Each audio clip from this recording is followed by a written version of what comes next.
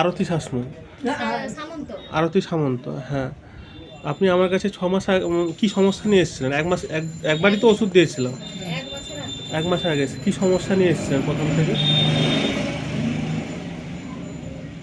বলুন, আপনি তো আপনার তো মা, আপনি বলুন না হলে। এর নার্ভের গন্ডগোল মনে হয়, বা তার বলতে পারবো না, এই কল বাঁকা হয়ে গেছে, মুখ খেতে মুখ পারছে না। মুখ টান পড়ে যেত, খেতে পারছে বা লালা পড়তো। হ্যাঁ, আর কানের ভেতর কিরকম একটা দপ দপ করে ওগুলো 6 মাস ধরেই হচ্ছিল। তো এখন ওষুধ খেয়ে কেমন আছে? সে দপ দপ, তখন ভটভট থেকে বেশি, ওখানে খালি দপ দপ। আজ আজ বুক যেটা ধড়পড় করতো একটু কম আছে। সেগুলো এখন কম আছে, তাই তো? ভয়, টেনশন এগুলো কীরকম আছে? অনেকটা কম। আর যেগুলো ঘুম হতো না সেগুলো এখন ভালো আছে, তাই তো? খিদে বেড়েছে? হ্যাঁ, এই সমস্যাগুলো কতদিন ধরে ভুগছিলেন?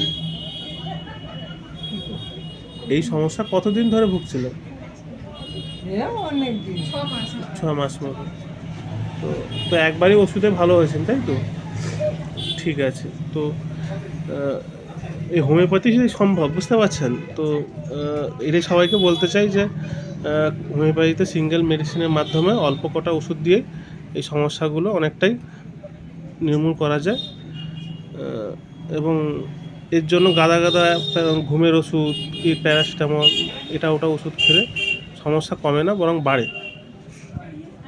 তো ঠিক আছে, আপনার আরোগ্যের জন্য চেষ্টা করছি। আশা করি আপনি ভালো থাকবেন। আপনার পারমিশন দিয়ে ভিডিও করেন, তার জন্য ধন্যবাদ।